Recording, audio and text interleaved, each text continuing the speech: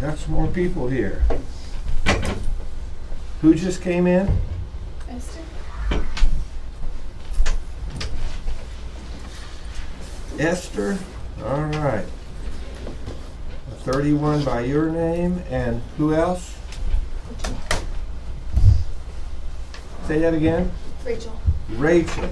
All right. 31 by your name. And we're on page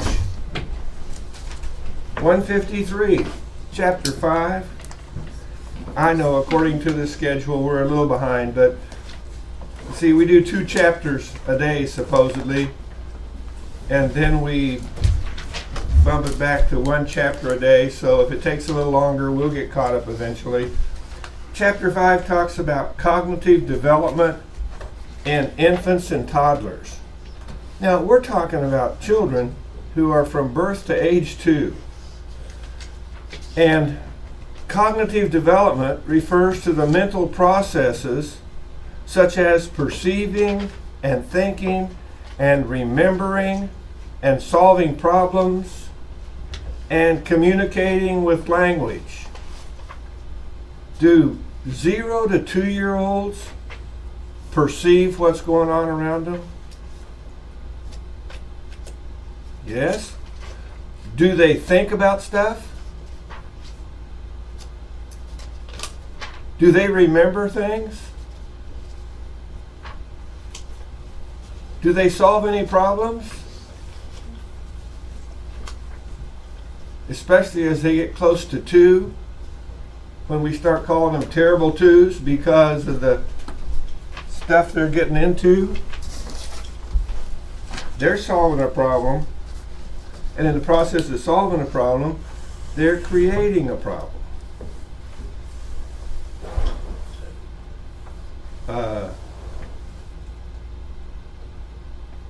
Quez? No. What's your name? Right. What? Right.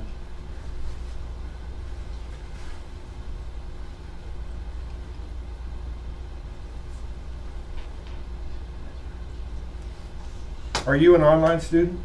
No, you're in here? Say, Uriah. Okay, got you right up here. Good. Thank you, Uriah. Hey, but you said Quez right. What? You said Quez right.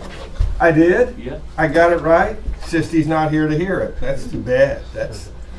So, do these little kids solve problems? Yes, they do. Do they communicate? You say, well, yeah, when they get close to 2, they're using words.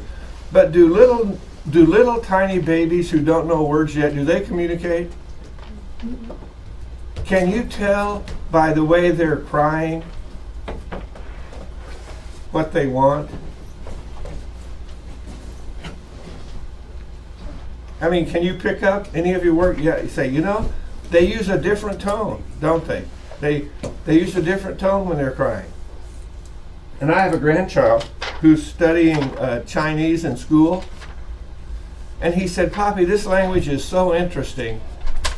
There are words in Chinese that the tone that you use to say them gives it a completely different meaning. And he said it's just an amazing language that he's learning. And he was practicing on me saying something in Chinese. And I thought, how cool is that? That we can learn from languages that are what they call tonal languages, where they have lots of intonation in them. Karis, right? Yes. Good to have you here today. Zeb says it's Halloween, so we're giving everybody a break, not mark anybody tardy today. We're just going to give you credit for getting up and being here on such a dreary last day of, what is it? October. Where did that name come from? The last day of October. So page 154, these children are actually doing this cognition stuff, just not at the sophisticated level that we do. And then perception, it talks about on page 154, has to do with how they organize, coordinate, and interpret the sensory information around them. Let's take a little baby and talk about a little baby's perceptions. You walk in the room and you say, "Hey, little baby." And what does the little baby do? You've never done that to a little baby to see what'll happen? Turn their head. They'll when jump. they It start startles them. If you walk in the room and say, "Hi, little baby, what's going on?" They'll look at you and turn around and get a little smile on their face. And if you come in there with a pan and a wooden spoon and go bang, they'll, "Oh, hurt my ears." They perceive that as painful. So there's a lot of perception going on with these little kids. And the point I want to make here is that when we study this cognitive stuff, some people, think little kids just aren't thinking that much. And I would suggest they do more of it than we realize and that we give them credit for. It says on page 154, even young infants have a tremendous ability to organize and use sensory information in meaningful ways. And especially since it's from birth to 2, maybe the newborn doesn't have a lot of that going for him, but by the time they're 2 years old, they've developed quite a bit of this. And we need to be aware of it and recognize that we're part of their growth and development in terms of the way we interact with them. Did you know on page 155 that newborn babies prefer moving stimuli as opposed to stuff that's just still? So what do some parents do to give their children something that's pleasant to do while they're laying in a crib? You ever seen them? They hang little toys over the top that have springs on them or little motors on them because the little babies like that moving stuff. And what else do little babies like? They like human faces and things that look like human faces. They seem to have a natural affinity for the human face.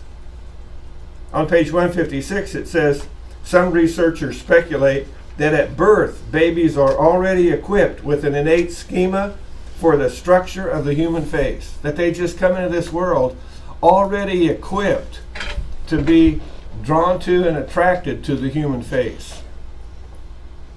I'm thinking that's part of God's creative handiwork, isn't it? Giving these little kids this capacity to focus in on facial expressions and the faces of those around them. And if all the adults in the little kids' world are clean shaven, what happens the first time a little kid sees a beard? It's a new schematic. Whoa, it messes up his schemata. And he goes, whoa, no. And he goes, I don't want to get close to that. And what happens if a little kid grows up in a family where everybody, well, I guess the mother wouldn't, would she? Well, who knows, maybe. But where all the men are wearing beards, what happens when this little baby meets a man without a beard? No, there's something wrong here. Yes? I remember one of the first times, when my dad would shave, my dad always has a mustache. But every once in a while, I don't know, he'd just get hot or something and he would shave his mustache off during the summer. And he'd walk in the house and I'm like, who are you? He didn't look right. Yeah. That's right. It doesn't fit the schema I have. And it's the same with those of us who wear glasses. It's like, why is this baby scared of me? Zeb, you could walk up with those glasses you have on today and scare them big time, couldn't you? Mm-hmm. It's just like, hey, they're just afraid of me. It's like, and then somebody says, oh, why is my baby afraid of you? I said, well, it looks like I'm the only one here wearing glasses. And if everybody around them was wearing glasses, then they would be puzzled by someone who didn't have a pair on. It's just, so stop to think about what these little kids have been accustomed to. And they do have a preference for the human face, so they'll look at the human face a lot. And I don't know, have you ever taken inventories to what your face looks like when you're just standing there looking off into space? Mm-hmm. Have you ever looked at your face while you're reading a book? You go, no, you can't do that. If you're looking at the book and reading, you're not looking up at your face. Well, I discovered something. One of my preschool daughters said to me one time, I was reading this book, and when I read books, I try to absorb the stuff and I work hard at getting through the material. So I'm reading this material and I'm looking like this. And she goes, Dad, I go, what? She goes, what are you mad about? I said, who's mad? She said, you look mad. I said, I'm just reading a book. But the intensity that I use to read a book puts on my face a less than happy countenance. So I try to avoid reading in public. You don't want to sit in an airport with a book in your hand, and the longer you read, look angrier. Someone will call security and have them take you away. So I work on puzzles. Actually, what I do if I'm waiting someplace in a public forum, I kind of sit around and watch people. Yes. Is that fun, being a people watcher? Just watching what people are doing and how they're interacting and what's going on around you. Okay, let's see what else we got going here. Page 163. As children interact with the environment, individual schemas become modified, combined, and reorganized to form more complex structures. Probably the easiest example is if they have a pet at their house, then their schema for a little four-legged animal is probably that picture. Then when they go to a friend's house where they have, you have a pet cat and they have a pet dog, and the little kid will call their dog a cat, and it's like, what's going on here? Until they either expand their schema to include both dogs and cats as little four-footed animals that are pets. So let's just have a little fun expanding our schemas today for pets that are little four-footed animals. What could you add to cats and dogs? Hamster. Hamsters? Aren't hamsters rodents? But are we doing 4 legs? Oh, but they still have 4 legs. But who would want a rodent for a pet? Why not have a pet rat or a pet mouse? Say, some people do. I'm going, what? Mice and rats were called vermin where I grew up. Gerbils? What? See, in my head, see what it does to me? It just messes with me. Can you see it on my face? I'm bothered by putting all of those critters in the circle, in the schema called pets. And then somebody says, well, I got a pet, 4-legged pet, I got a pet pig. I'm going, there's something wrong with you. Pets are for bacon or pigs are for bacon and ham, not pets. And then somebody else says, oh, well, you better expand your circle of pets to things with 2 legs instead of 4 because now they have a pet what? What kind of 2-legged pets? Bird. What kind of birds? Ostrich. Canary. Canaries, what? Oh, I said ostrich. An ostrich? You have a pet ostrich? Yeah, we had a bunch of friends that had them in Oregon. They're very popular there. They are? Mm-hmm. Were they pets? Yep. I'm thinking they'll beat you up, won't they, if you get too close to them and they don't like you? You can train them pretty well. You can? I don't know. There was one that you could train. They would train it with a llama, and the llama would like lead it around places, and they would go like search the fences. Are the llamas the ones that spit at you if they don't like Yeah. you? Well, yeah. If I get a pet that spits at me, he's going to go on the barbecue. That's what's going to happen with that one. See, I have a very small schema for pets. And if people want to call those things pets, they can, but I put them in a different category in my head. And all of my pet-loving friends go, shame on you, shame on you, shame on you. But it's there. You know, canaries are pets, parrots are pets. I can handle that. Chickens, Can you see where if you grow up on a farm, it has an adverse effect on what you can do with the pet schema? Just can't imagine a chicken being a pet. Yeah, we let it come in the house. And I'm going, what? So that's why on page 63 it says we interpret new experiences in light of our already existing cognitive structures. And all of us have built cognitive structures from our childhood up, and we carry those around. And yes, we modify them, yes, we change them, but some of them we say, no, over here are real pets. Can you see my schema being reflected? Over here are real pets in my head, and over here are other things that people call pets, but I don't consider them pets. And I have to add ostriches to that now, thanks to Jax, who suggested that one. It's just like, what's going on here?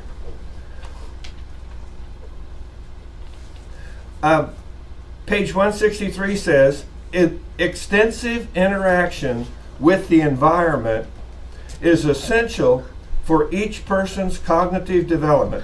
What do these little 0 to 2-year-old kids need if they're going to develop cognitively as well as God intended for them to do? They need what? Extensive interaction with their environment. What's a child look like? Describe to me what you see when you see a child having extensive interaction with their environment. Here's a little child in the kitchen. Here's a little 0 to 2-year-old. Here's a little 1.5-year-old, an 18-month-old in the kitchen. And you see this little kid in the kitchen sitting in the middle of the floor. What interaction with their environment is this little 18-month-old having? I'm thinking, I see a picture in my head. Playing with pots and pans. What? Playing with pots and pans. Do you see him in the kitchen playing with pots and pans? Or at your house, were little children not allowed to play with pots and pans? We had some friends over one time, and our daughters were in the kitchen playing with pots and pans, and they go, "Ooh, you let your kids play with your cooking utensils?" And Nina goes, "Yeah, why?" They go, "Well, they get them dirty." She goes, "I wash them before I use them. No, I wash mine and I store them, and my children don't touch them. In fact, my children don't touch anything. I want to keep my house looking just so." And can you see, as soon as I hear that, I think, poor little child's mind. What's happening to this little child inside his head? He's not getting what they call the extensive interaction with his environment that he needs to develop his cognitive capacities. Now, he can make up for it later, and he probably will, right as he gets to the age of 2 and realizes he goes to his friend's house and he gets to play with pots and pans, and at home he can't. So it doesn't take him long to figure out what? If mom's not looking, I will invade the pantry and play with the pots and pans, and I know I'll get in trouble, but it's so stimulating, I'll do it anyway and take my lumps. Do any of you remember when you were old enough to say, I know doing this is going to get me in trouble, but I'm going to do it anyway and take my lumps? And I think a lot of times that caregivers ought to say, let's give these kids an extensive interaction with their environment. Let's think of ways to let them interact with their environment. And by the way, I thought it was great that my wife let our little girls play with her pots and pans in the kitchen, and even the silverware. What would she not let them play with? Knives. The sharp knives. One of my little nieces one time was over at our house, and she wanted an apple, and I said, "Here, let me cut it up in little pieces for you. It'll be easier to eat that way."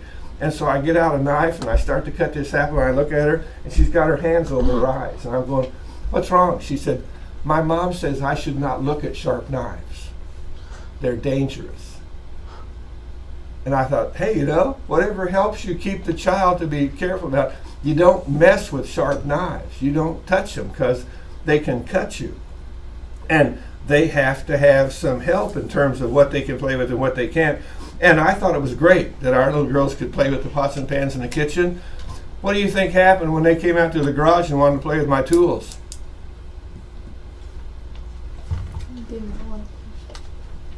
Well, how come pots and pans are okay, but my craftsman tools are off limits? They have sharp things. Wrenches are sharp? No. Could be heavy too.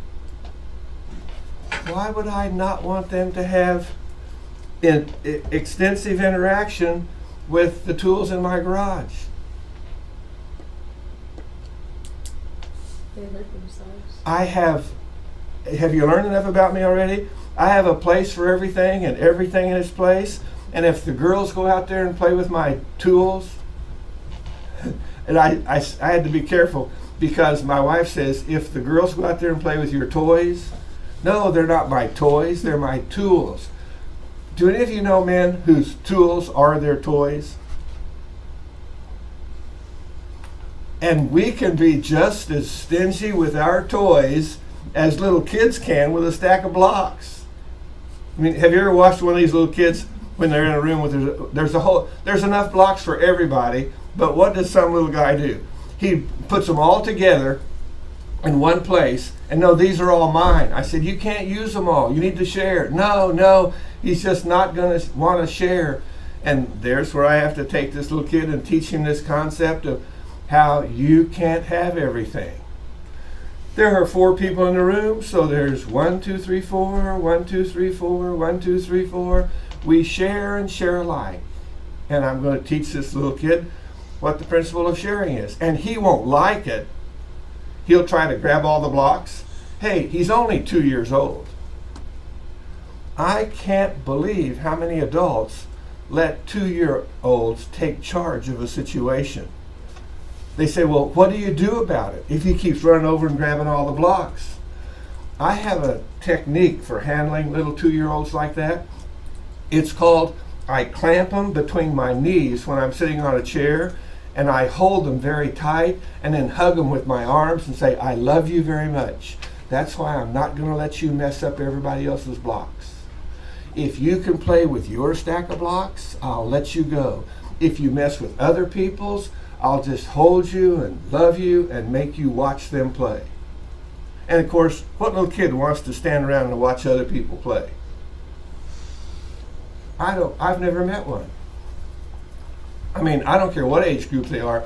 I'm out supervising a playground, and I'll just tell you right now, I'm bothered by teachers who think playground supervision is a time to get on my phone and do whatever I'm doing.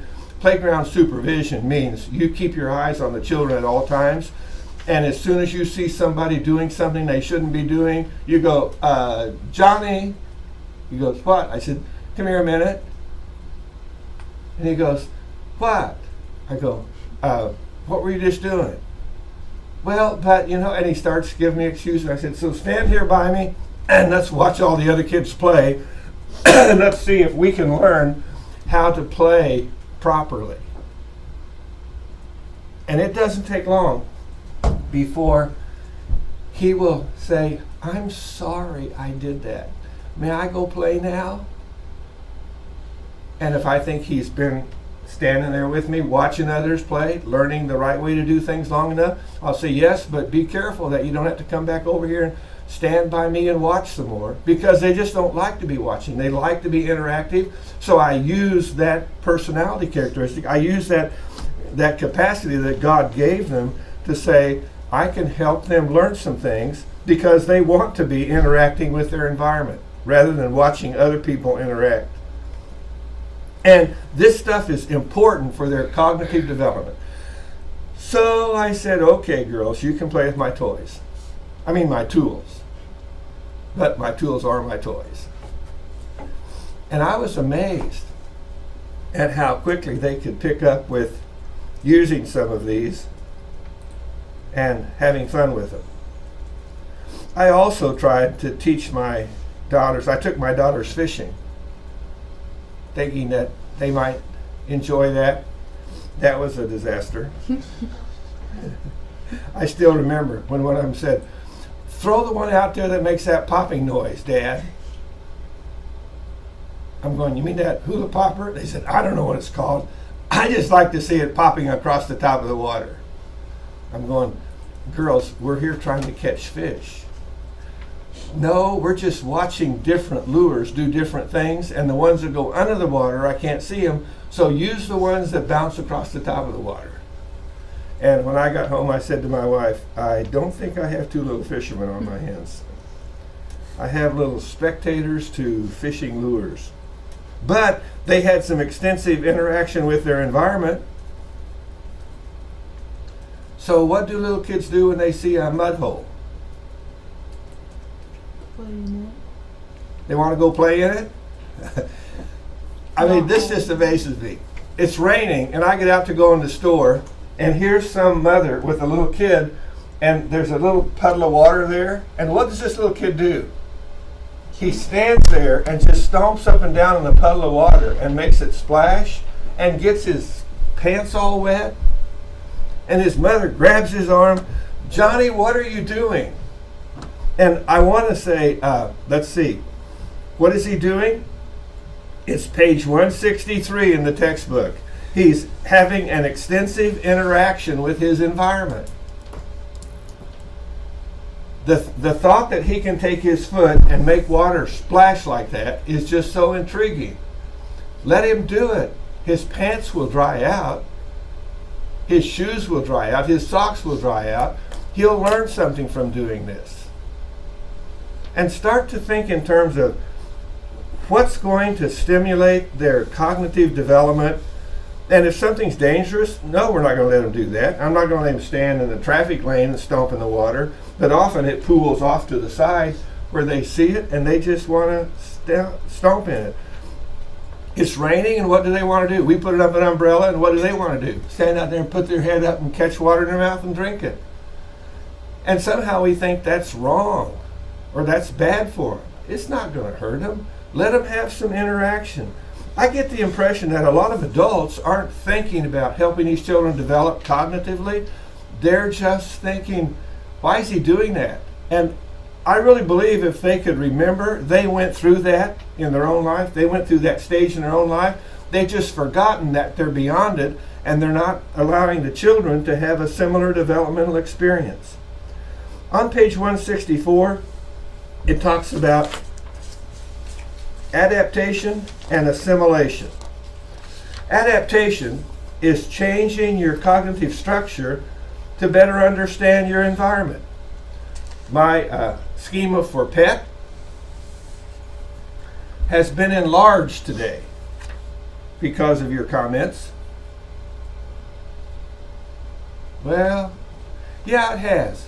Because I have a schema for pets that's a rather small one. And then instead of making another schema for what some people call pets, I just realized that in my head, as a result of this conversation, I have this little circle called pets, capital P pets. Then around that circle, I have another circle, and that's called small p pets. Those are things that other people call pets that I put them in the small p pet category because someone calls it a pet, but I also have another little schema called vermin, rodents. And you understand, I have trouble with the same animal being in the rodent schema and the pet schema at the same time. Because I had to deal with rodents when I was growing up on the farm. They eat your grain. They make nests where they shouldn't be. They're just my experience with rodents is they're just a lot of grief. And I guess I should add to this pet category thing, the pets with no legs. Did some of you have pets with no legs? You didn't. Can you think of a pet with no legs? Snakes. A fish. How could a fish be a pet?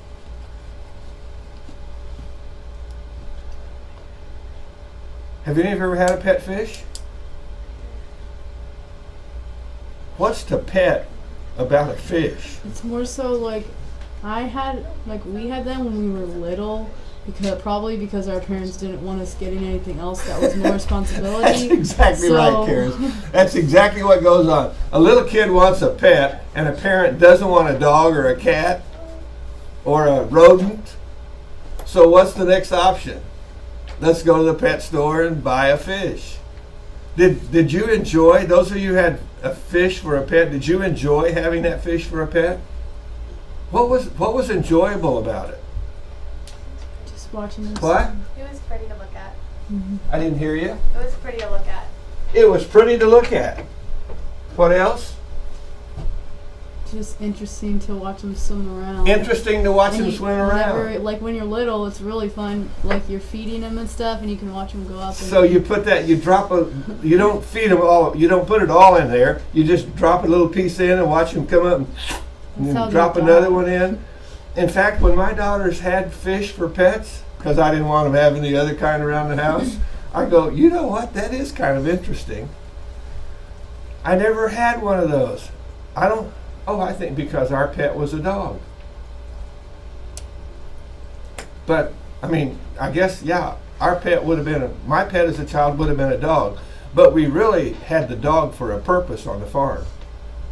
Dogs let you know when people are coming, and dogs scare away wild animals and keep them away from the house. So there was a utilitarian reason for having a dog around, but the dog became our pet as we grew and got to know it and would go out and spend time with it, because dogs just seem to like hanging out with people.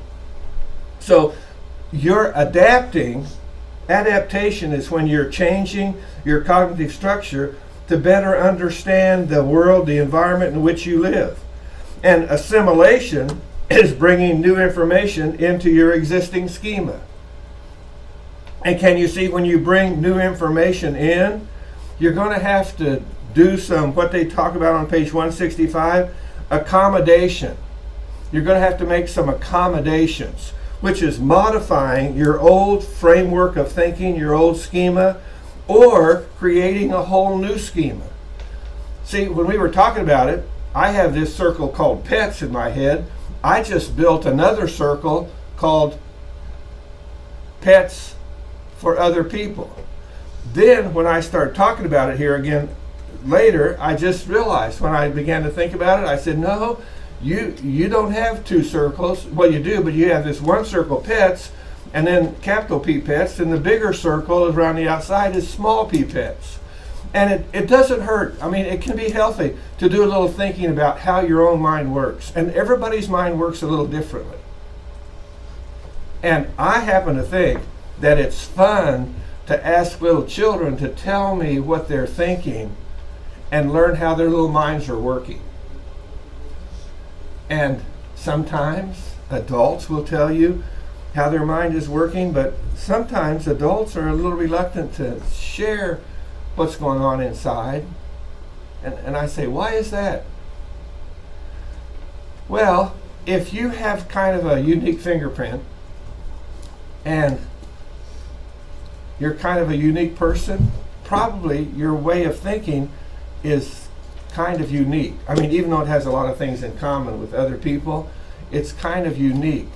And what happens if you share some of your uniqueness with other people and they laugh at you? Do you get your feelings hurt? And then say, I just won't share anymore because I don't like people laughing at me. And just remember, did I teach you where laughter comes from the other day? That when someone throws you off balance, here on page 165, if I make a statement that you can't accommodate it, it throws you off balance mentally to where you go ha ha ha ha ha ha to regain your equilibrium. So they're not laughing at you, they're just laughing because your cognitive structure, your schema, doesn't match theirs. And that's okay, because we're all unique, so we're going to think differently about things. And equilibration is when we go from imbalance from disequilibrium to regain our equilibrium. And that's just part of cognitive development. Saying, I'm going to adapt my thinking, I'm going to accommodate, I'm going to experience disequilibrium, and I'm going to regain my balance by either finding a place to put that stuff. I will make a confession to you that when I graduated from this college and went to a university to work on an advanced degree, I encountered a whole bunch of information that was just wrong. And I thought, I'm not going to pollute my mind with all of this erroneous information. And then I thought, in fact, I had one professor who said to me, he said, you know, since you're a Christian and you have such strong beliefs about this stuff, you probably won't be able to pass my course because you won't be able to absorb the information I'm giving you. And I thought, well, I don't really want to absorb it, and make it a part of the fiber of my being. But I realized, hey, do you have on your computer at home, since the mind is compared to a computer a lot today, do you have a place on your computer that's called is it called a junk file or a trash bin? Do you have that on your computer? So I just thought, can't I make a little compartment in my brain where I store information that's faulty, that's even false? So if I have to give it back to somebody, I can give it to them. Can we do that without having that stuff leaking out of that faulty information container and contaminating the rest of our mind? I think we can. I think we can develop a category that says bad information. Don't implement this in your life, but remember it for the test, because you'll have to put it back on a test. And then what happens in life when you encounter people who really believe that, you say, I'm familiar with that point of view.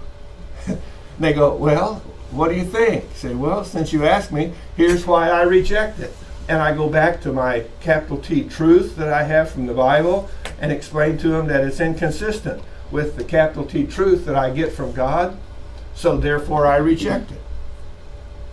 So don't be afraid of learning something that you disagree with. Just put it in the box that's called, you could have a box that this is stuff I disagree with, this is stuff that's totally false, but I'm aware of it and I know people believe that, so it doesn't hurt to have that information there, and it's not going to pollute the rest of your mind. You can put it over there and safeguard the rest of your mind, and if you get nervous about it, just pray and ask God to keep your mind on the right track and give you wisdom as to how to, which compartment to put things in, and how to not let that stuff that you hear that comes out of that false department mess up your life. Because I read someplace one time that somebody said, if you hear a lie often enough, you will start to believe it. So consequently, when I got something over that I've heard and I put it in that lie container, I'm thinking, that's a lie. And then I hear it again and that's a lie. Okay, why is it a lie? Because the truth is this. So inside my head, what I'm doing is cognitive. What's going on is I'm saying, this is a lie because this is the truth I embrace. And if I'm thinking on this truth, then I'm going to avoid picking up on the error of this lie. But if I just sit there and say, well, whatever he says, I'll just put it in my mind, any place it wants to go, then I'm going to get myself in trouble. Because I'm going to start to fill my head with all kinds of information and not put it in the right category. Reflective abstraction, that's probably what I'm talking about doing here a little bit, is reflecting. I'm not sure that little kids do a whole lot of that, 2-year-olds. I mean, I know they do a little bit of it, but they don't. If The conversation I just had with you, if I had that with a group of 2-year-olds, they probably wouldn't register what I'm talking about. And sometimes when I talk to little children, I will raise the level of conversation to maybe a notch or two above what I think they're capable of thinking, just to see if I've exceeded their capacity to comprehend what's going on. And then I'll say, so, do you know what I'm talking about?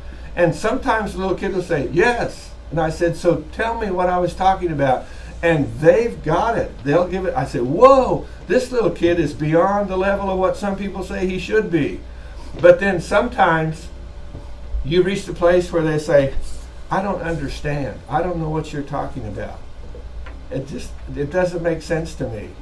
And that's when I say, don't worry about it. It's no big deal. The longer you live and the more your mind grows and develops, the more you'll start to comprehend more things in life. It's it's almost like an accumulation of information. You can't reach the cookie jar when you're 2 years old. But do you ever see a 2-year-old smiling when they can't reach the cookie jar and saying, that's okay. In 5 years, I'll be tall enough to reach it. I'll just wait 5 years for a cookie. Have you ever seen a 2-year-old doing that? What I see the 2-year-old doing is pulling the drawers out and being a creative thinker to find a way to climb up on the counter to get a cookie. I'm just not sure they're going to think about that. You're a little kid, you're watching someone play basketball, you say, look at that guy slam dunk that basketball. And you say, when I grow as tall as he is, I'll do the same thing. And what happens? You don't grow that tall, so you can't slam dunk a basketball. I thought I wasn't tall enough to do that. And then I saw a guy who was 5 foot, was he 5'9" or something? Spud Webb? Yes, let's go. I go, no way. The guy's 4 inches shorter than I am, and he soars through the air like a bird and slams it down through there. I'm thinking, that can't be. So what did I conclude since I'm 4 inches taller than he is? I think maybe if I worked hard at it, I could learn to do that too.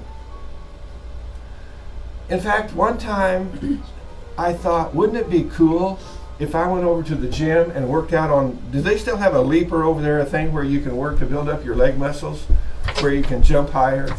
If I would build up my leg muscles where I could jump high enough, at halftime, I could go out to a basketball game and go, okay, now today Dr. Bonine is going to slam dunk a basketball.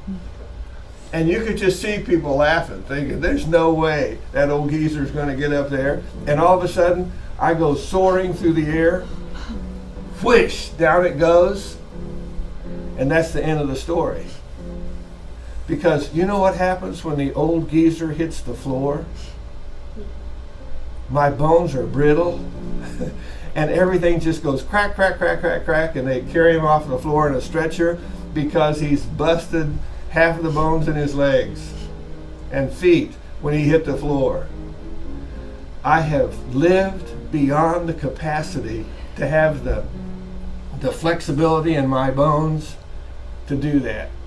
So the only place I get to slam dunk a basketball is in my dreams. But that's not bad. I mean, when it happens, I go, all right. And then I wake up and say, it's not real, Tom. It was in your dreams. So do a little reflective abstraction.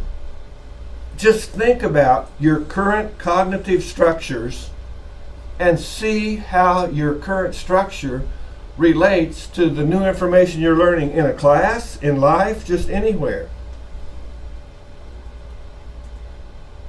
Page 172. Language represents, or no, wait a minute. I had another one here. Children are naturally curious.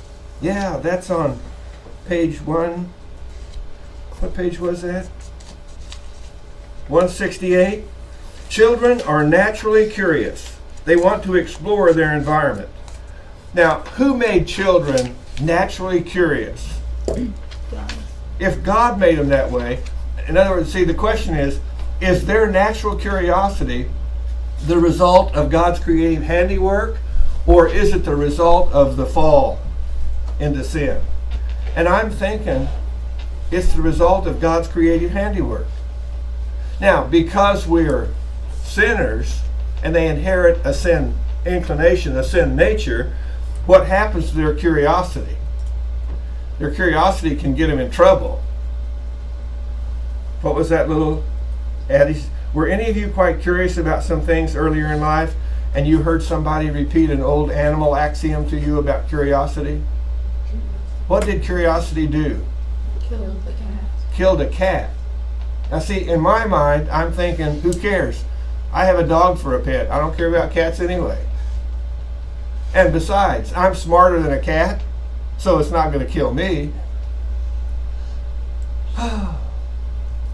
So I go out in the pasture, and we have a tiny little wire tied to little glass white bulbs going around a part of a wheat field to put cattle out there to eat wheat during the wintertime.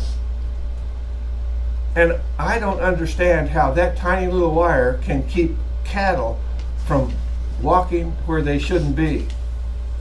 And my dad says, because it's an electric fence. We have it hooked up to a little box that goes to thump, to thump, to thump, and it sends an electrical charge through the fence. And I'm thinking, how could that keep an animal from going to the other side of the field where they're not supposed to be? Well, here again, if you watch long enough, there will be a cow who will walk up to that little fence. And can you picture this? A cow or a calf puts their nose on the fence. What do you think happens next? They jump and run away from the fence. And I'm standing there watching that, and I'm thinking, well, I see how it works, but how in the world could a little box that's this far away from all that fence, it would seem to me that by the time it got to the other end of the field, it wouldn't be very powerful. Well, there's only one way to find out. You've never been that curious? Walk to the other side of the field, reach out there and touch that fence with your finger. I still remember, whoa, it's like somebody bit me. Like a bee sting or something. And it's go, wow. Now, can you believe this? Some of my friends laughed at me for doing that. Why would they laugh at me? Because that's just not very smart. I'm going, well, yeah, but I know something you don't know. And they go, I know because I saw you get shocked. I'm going, yeah, but I have first-hand experience. And they go, yeah, well, don't ask me to touch that wire. I said, you won't know what it feels like if you don't touch it. And did you know that if I talked long enough to my friends, what would they eventually do? They'd touch it just because they wanted to see if it, maybe it wasn't all that bad, it just scared me. Maybe since I know what happens now, I could touch it again and it wouldn't scare me. And my friend goes, I don't think so. So is it possible to mentally get yourself to the place where you could take your hand and grab a hold of an electric fence around the field and let it go thump, thump, thump? You go, who would do that? Someone who's curious. And I sometimes think that curiosity is something that we ought to let children explore, but not to the point where it's endangering their lives or something. And I think today, a lot of people, out of curiosity, do things that endanger their lives. And you need to be careful about that. But God made children curious, so let's let them explore their environment and learn what they can about what's going on. Page 172 says language represents our thoughts, objects, and events with symbols. Thoughts, objects, and events with symbols. So, what are some symbols you have for objects that you sit on when you're tired of standing? Ah, here's one. Ah. Wow, how restful that is. Now, what am I doing? Sitting. I'm sitting, okay, so that's language. That's the symbolic word. I'm sitting, and I'm sitting on a Chair or stool. what do you call this? Stool. You call that a stool? Do all of you call that a stool? Do we? Does anyone have a different picture of a stool in your head? There's like those metal ones that are have a square seat and it's all made out of like metal. And it has like one little stick underneath it? Well, it can be that height, but because there's many kinds of stools. See, the reason I have trouble calling that a stool is I grew up milking cows. Have you ever seen someone standing beside a cow, putting milk in a bucket, sitting on a milking stool? You ever seen a picture of that? Yeah. It's just a little piece of wood with one thing underneath that you sit on. And because that's my picture from early life experience of a stool. This I have a hard time. I'll call it a stool, but here again, it's kind of like a milking stool is a capital S stool, and this is a stool because everybody in the world I live in today calls it that. And again, I want to take the load off my feet, so I sit down. Now what am I sitting in? Oh, this is dangerous. I could just about teach this class from sitting right here, but I better get up and get back to work. And now I'm sitting in a what's the linguistic label for that? A chair. Chair. Why do we call those chairs? Where does that come from? And sometimes I think it's fun to ask questions about where the words come from that we use to label things. What noise does a dog make? Depends on what country you're the way you explain it, because different languages have different. What word do you have for the noise that a dog makes? Bark or rough. Bark or rough? It's like, where does that come from? Because when I think of bark, my first picture is the stuff on the side of a tree. So, can someone make a noise like a dog? Would someone like to imitate the noise a dog makes when he's sounding the alarm? Nobody wants to make a dog noise in here. No one wants to even try to? Well, what word does it sound like? Does it sound more like bark or does it sound more like rough? Rough to me it is. Depends on the dog. So can you see where sometimes the language words that we use for things are really close to a mimic of the sound we heard? When birds make a noise, what do we say? Birds are barking? No, dogs bark. What do birds do? Sing. Sing?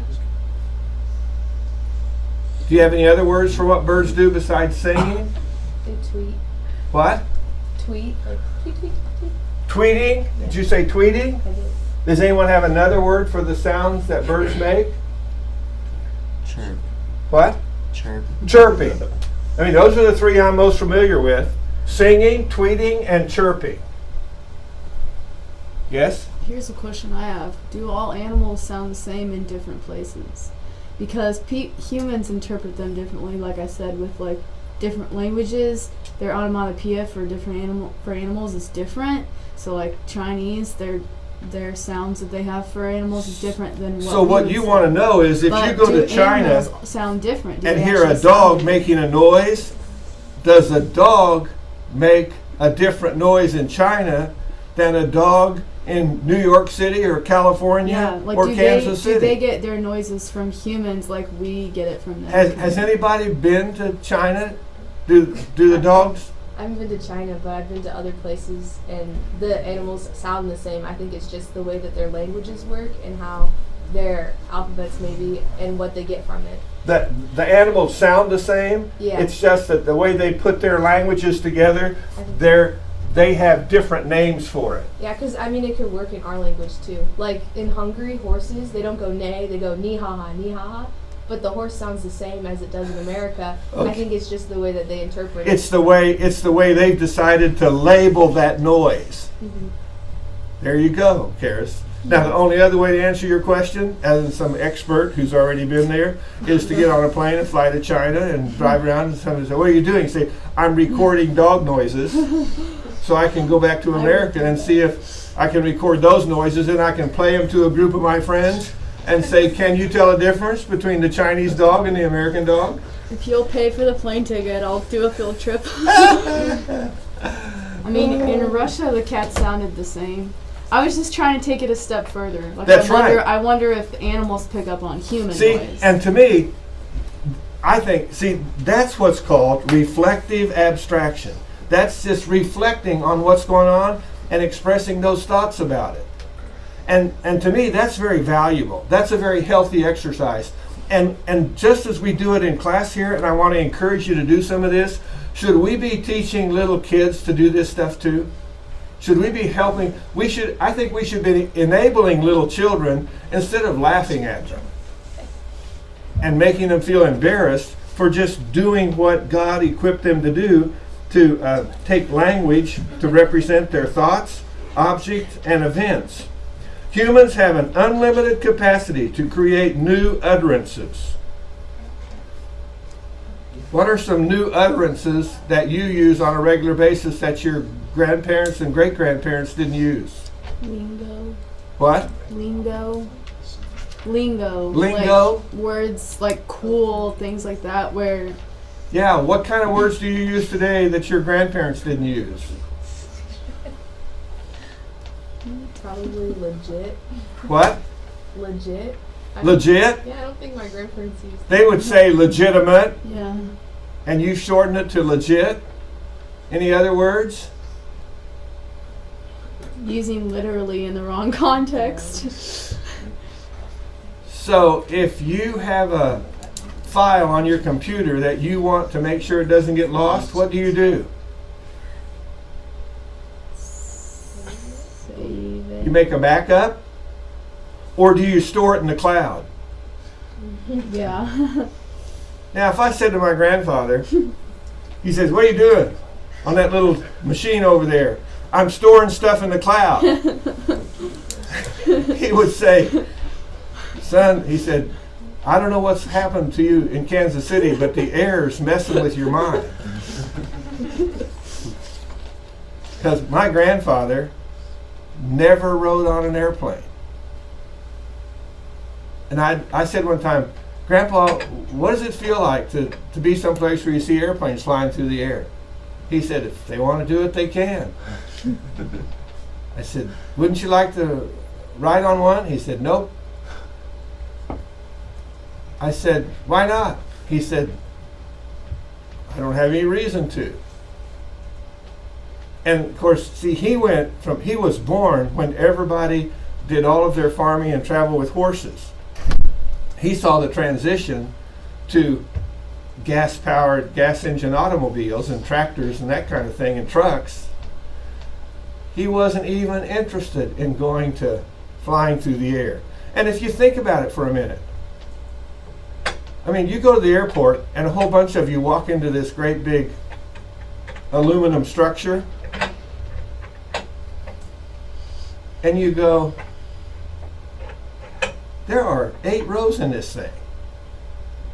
And they're going to go down to the end of this runway and pull a trigger, and it's going to do something to shove us into the air, and we're going to fly across the ocean to another continent. I'm thinking, is there a safer way to get there? It's kind of like they've tied a rocket booster to a rock, because if the engine quits when you're halfway over the ocean, you don't glide onto the continent. What happens? You fall into the ocean. That's why they have flotation devices. Like, yeah, I'm in a big airplane and it falls out of the sky into the ocean, and the little flotation device is going to keep me safe. Is there another way to get there? Yeah, you could get on a ship and take the long way there. So it's like, okay, if I'm traveling that far, I guess I have to get on one, but my preference is to drive my car rather than get in an airplane and fly. How far have you ever flown? Over to Russia, to Ukraine, to England, to the continent of Europe. And I didn't like any of it. They don't build airplanes for tall people. You short people have it made when it comes to flying on an airplane. I always ask for an aisle seat so I can stretch my legs out so I don't get blood clots. And what happens when I put my foot out in the aisle to stretch my leg out to avoid a blood clot? A stewardess comes by and whacks me with a stick and says, keep your feet under the seat. I'm going, the seat isn't long enough. The little bar in front causes my knees to bend and my legs are killing me. Well, then get up and walk around, but don't put your feet in the aisle. I only do that because I have to get overseas, but I never have cared for it. Okay. We also use language, not only to create new utterances, but to communicate about the past. Do you enjoy talking about the past? Can you tell I enjoy talking about my past experiences and upbringing? I've had, as I said to some people before class, I've just had a wonderful life. That's all there is to it. I've just had an enjoyable, pleasant life experience, so it's fun to talk about it. So about the past, about the present, and about the future. And what does the future hold? See, most of my life has already been spent. I mean, I'm old enough to be in heaven. I have a lot of people, a lot of friends my age who are already there. So my future, I mean, you think about your future and you've got all these years and all these experiences to think about. My future is like, well, there it is. You know what my future looks like? I'll keep coming here and doing this till I die and go to heaven. And that will all occur with probably in about the next 6 or 7 years. I mean, that's just realistic about life. That's why I said the beauty of this new system is if I die in the middle of the semester, you got the videos up there from last semester, so you could just watch those videos and finish out the semester, and they wouldn't have to go hire a new teacher till next time and then let somebody else put this stuff together. Okay, so we talk about the past, the present, and the future. And even, this to me is so cool, and we even talk about impossibilities. Did I just talk about an impossibility a while back? Yes, me slam dunking a basketball in the Pyramid Gymnasium. It is not going to happen. My bones are too brittle. I'm beyond that point. But we can even talk about things that are non-existent. Abstract. Like abstract? No, abstract probably is, now abstract would include that, but it's like, for example, have you ever thought about something? Okay, years ago, chapel used to be over in the church. So we had to leave this building and walk over there. And I actually imagined, I thought about what would happen if I had discovered the capacity to just mentally transform myself from one place to the other. I would step out of the building, I would look at the chapel, and then, now if you watch some of those space movies, then I would just disappear and then materialize over in the chapel. But I thought it would be a cooler concept to just see me step out on the sidewalk, look at the chapel, and then just kind of go, and then I would just rise up and float over to the chapel and wouldn't have to walk at all, except step inside the door when I got there. Is that ever going to happen in my lifetime? It's probably not going to happen in your lifetime either. But the fact that we have a capacity to think about stuff that's non-existent, and some of it does come into existence. I mean, this language is a wonderful gift from God. Page 173 says language is learned by imitation and modeling. And do some of you work with little children who come from an environment where their role models are not using the best words all the time? So what do? I tell this little kid, those kind of words are inappropriate here in our little daycare center. And they go, well, that's the way we talk at my house. Well, the way you talk at your house is not appropriate for this room. It's not appropriate here. And that gets pretty tough, because here now, see this poor little kid? This little kid says, the way my dad talks at home is not acceptable in this Sunday school classroom, or in this Bible school, or this Good News Club, or this child care center. You understand? That creates a dilemma for them. And you say, so once I know they come from that background, I just don't make allowances for them. I say, we have to work at learning that you keep those words at home and don't bring them to school. You follow what I'm talking about? And if the father says, so what are you saying? The way I talk is wrong? And I can actually say to him, you know, you're free to talk any way you want at your house, but if you were to be invited to my school to talk to the students, you would not be allowed to continue speaking here if you use those kinds of words. They're inappropriate. My father, who wasn't even a Christian, here's what he said to me when I went to school and learned some of those inappropriate words from some of my classmates. He would say, son, educated, civilized people don't talk like that. The reason those people use those kind of words is because they have a very limited vocabulary. Now, that might not be the case, because I've met some highly intelligent people who still use what my dad would have called gutter language. But he made it clear that that kind of talk was inappropriate in our house. And then he would even go so far as to say, Bonines don't talk like that anywhere. In the house, in public, or anywhere. He was raised with a great deal of respect for his family's name, and you didn't do things that would bring discredit to your family's name. And he passed that on to us.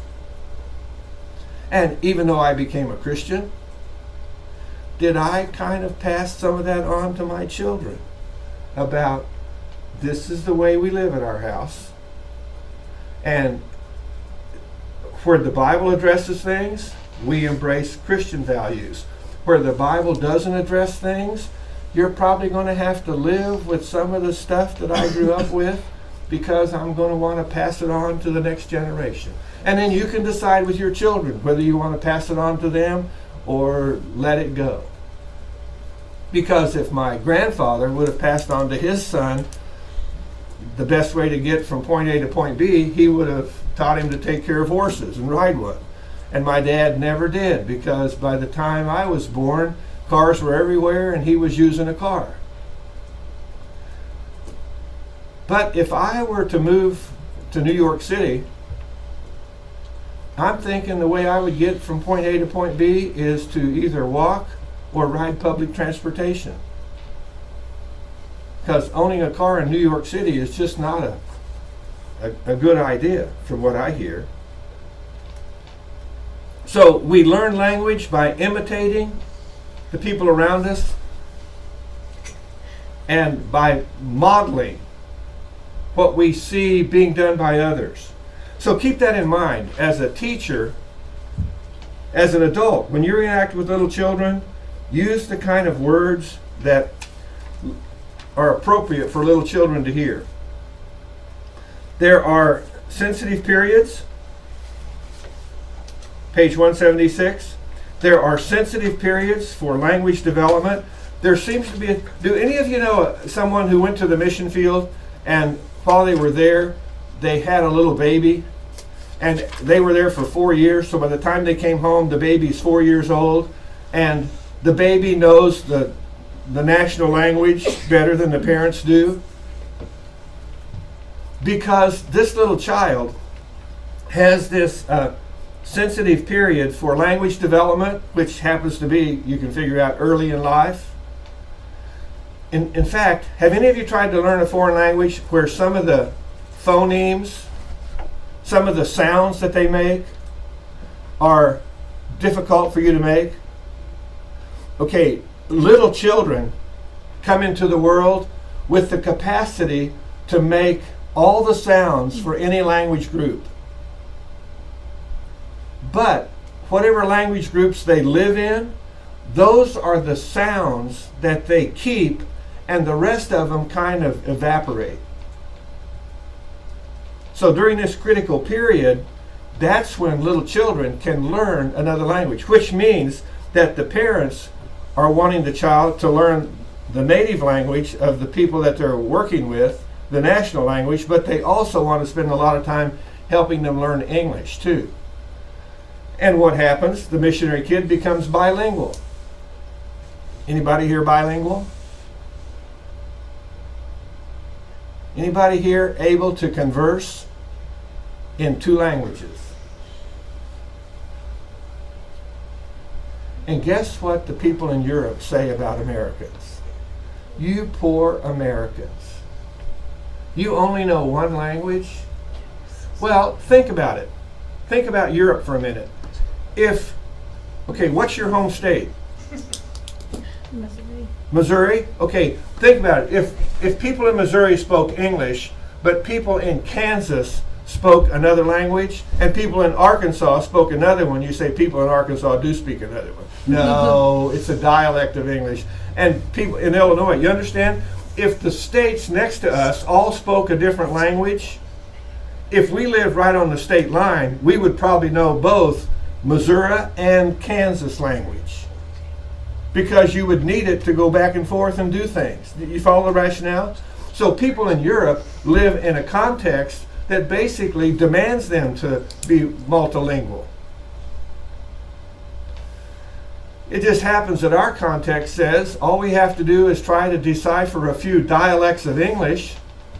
And, by the way, what country other than ours speaks English as their primary language? England. England. That's what I thought too, Karis. I land in England.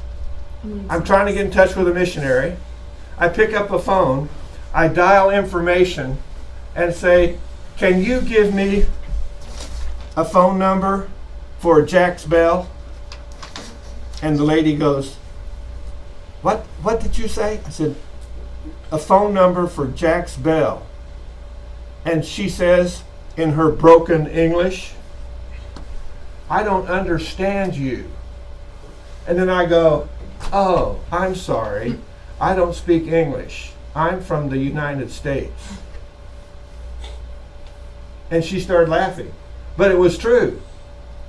The English she was speaking was not the English I know, and she didn't understand me, and I couldn't understand her very well either.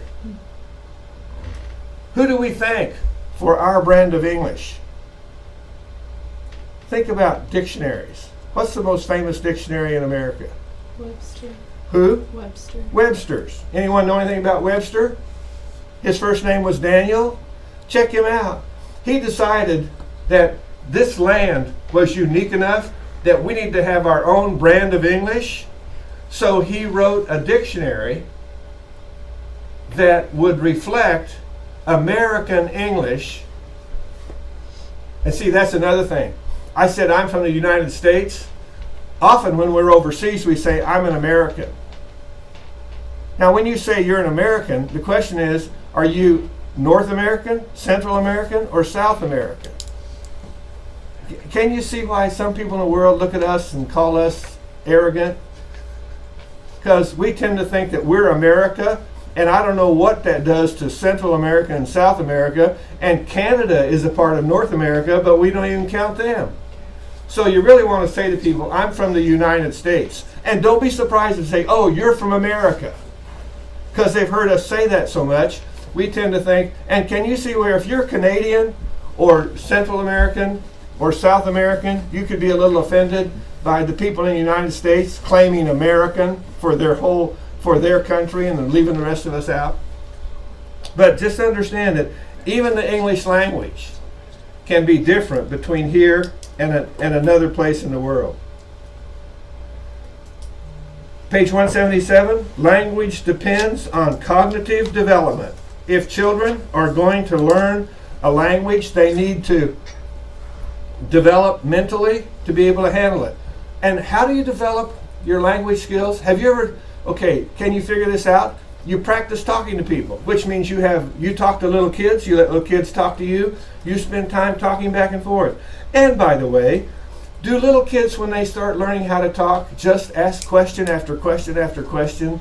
And what are we as adults tempted to do in our sinful frame of reference? Ignore them or tell them to Don't be ask quiet. so many questions. And I'm thinking, you just ask them to deny what God created them to do. Now, I'll be the first to admit, I get tired of the little kids' questions too. So I figured out, if you're tired of answering his questions, why don't you start asking him questions? And so I said, I'll try this. So the little kid would ask me a question. I said, before I answer that, let me ask you a question. And I would ask him a question, and he would answer. And he said, I don't know. I said, well, what about this? And he said, I don't know. What about this? And so I kept asking questions till I found something he could answer. And then I would just keep asking him questions, and I just turned it around. And I thought, he'll wear out after a while, right?